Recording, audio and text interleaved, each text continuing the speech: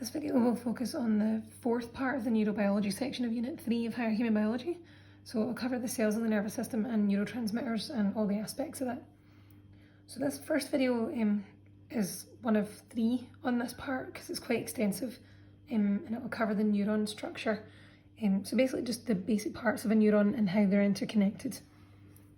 So from this diagram, it's quite basic. When it comes to neurons in the brain or in any part of the body where there are neurons, there will be much more connections. So all these parts will have multiple connections coming off them. The same with here and all around here. Okay, this is just a very basic view. So when it comes to the higher course, you'll need to know a few parts, quite a few basic parts, but then a lot more about how it links in. So if we focus on this one single neuron, this is the main body of the cell. Okay, there are parts that lead in and one extended part that leads out and feeds off. Okay, so this first part here would be known as a dendrite. Okay, now the function of the dendrite is to receive impulses. And bear in mind these are electrical impulses because it's a neuron. And then send those impulses to the cell body. Now the cell body is this part here.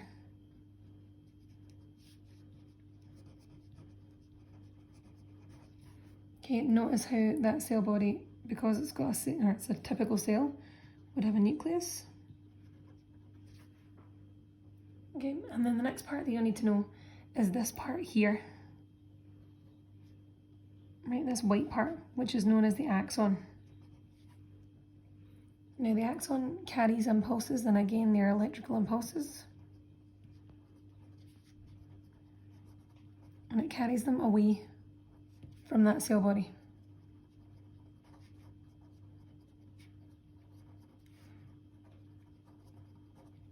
So from those 3 basic pieces of information I've given you, you can figure out which way a nerve impulse will travel.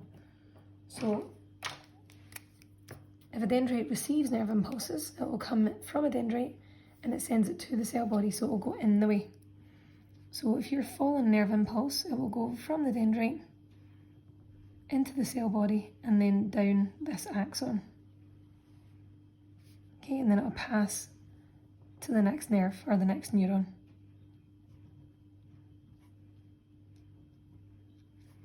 Okay, so this purple bit that I've just drawn is the direction of an impulse.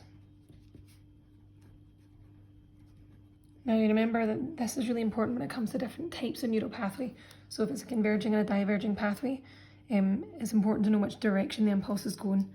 Now in a neuron, it's always going the same direction. It always goes from dendrite to cell body to axon. So it's DCBA. So it's basically reverse alphabetical order. So it's going from dendrite to cell body to axon. Now there's a few other parts that you'll need to know, a few other details of this that will become important later.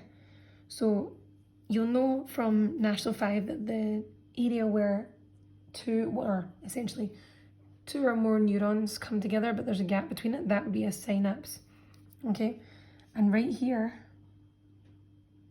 is a synapse. Now in higher, we can also call this a synaptic cleft. Okay, so a cleft just means a gap. So a synaptic cleft is your gap between 2 neurons. Okay, which is basically just the same definition as synapse. Okay, now it can be more than 2, so I'm just going to say gap between neurons. Alright, you'll notice a couple of things about the cell bodies. So it contains a lot of mitochondria, and it contains a lot of ribosomes.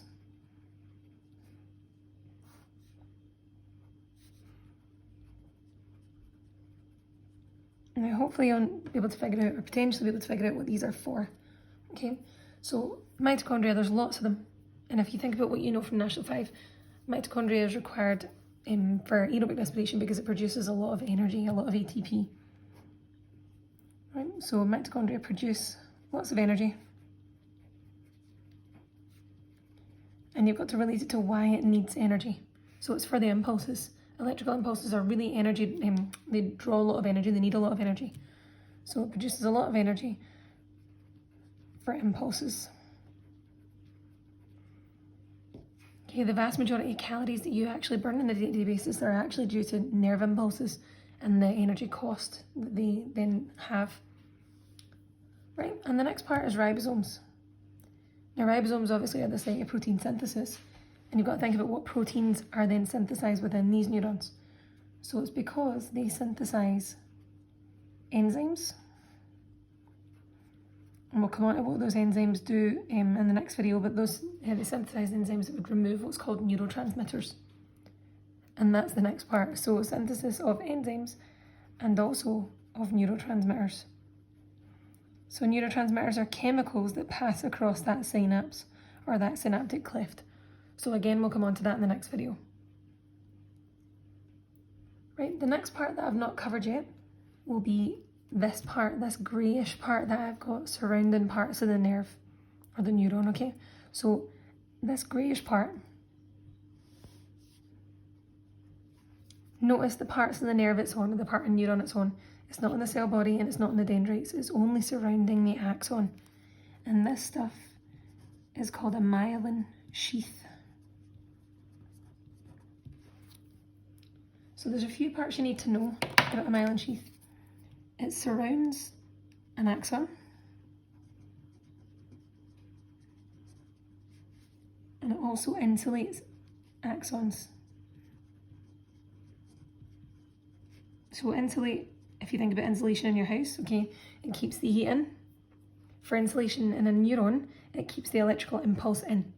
Okay, in the same way that if you've got an electrical wire, okay, if you think about the outside of like a hairdryer cable or something like that, it's got that plastic right about it that insulates it and it keeps that electricity, that impulse in. Okay, so because of that, and because it insulates it, it increases the speed of this impulse. And an impulse in transmission or conduction.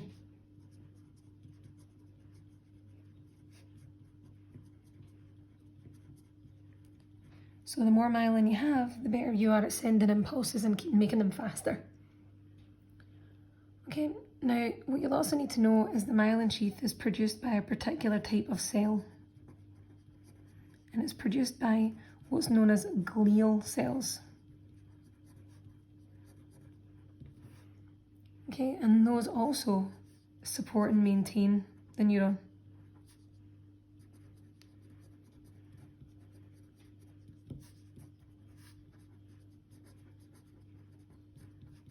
So those glial cells have a couple of points in, or a couple of functions. They produce the myelin sheath that makes your impulses much faster. Okay, and then they also support and they maintain those neurons, so they kind of look after them. Now, if you were asked to label, say for example, X, and X was pointing to that shaded area round about the axon, the question could ask you to name the cell that is shown, and if it's the cell, then it'd be a glial cell. If it's asking you to name the substance, then that substance is a myelin sheath. So be very careful of the wording of those questions. Okay, so myelination, which is the extent to which a neuron and axon is covered in myelin, is something that you'll need to know about. So just jumping on, that myelination is quite important, okay? Now as a child, it is not complete. So when you're born, your myelination is not complete at birth, okay? So as you get older, you have more myelin, right? Your glial cells produce more myelin. So a 2-year-old is far less coordinated, okay? Its movements are far less coordinated, and its responses are much slower than an adult's would be because that myelination is not complete. Okay, so these glial cells produce it over time, and by the time you reach late adolescence, so late teenage years, your myelination should probably be about done. So the really key bit to take away from this is that if there are diseases that would destroy that myelin sheath, a person's impulses would be slower. Okay, so that's the take-home point from this, because normally when you're asked a question that applies to this kind of diagram, You'll be asked to label a lot of parts, so label the part of the neuron here, which is the cell body, or the part of the neuron here, which is the dendrite, or this area, which is a synapse, for example, etc., etc. But then you could be asked a question along the lines of, if this area of myelin sheath was destroyed due to some form of disease, what would be the impact on that person? And that then is where you talk about the fact that their impulses would be slower, okay, or they'd be less frequent because that myelin sheath no longer insulates it properly, in the same way that it would a small child, for example. Okay, so this stuff is really important because without basic knowledge of this, it causes much more difficulty later on. And I'm going to just drop in a couple of wee points that will relate to the next diagram as well. So in terms of a synaptic cleft, okay, when you've got a neuron coming in with a nerve impulse, so I'm going to have a wee arrow here. Your neuron impulse will come from here and then it'll pass down this one. Okay, it's going from one neuron to the next. So this neuron is known as the presynaptic neuron.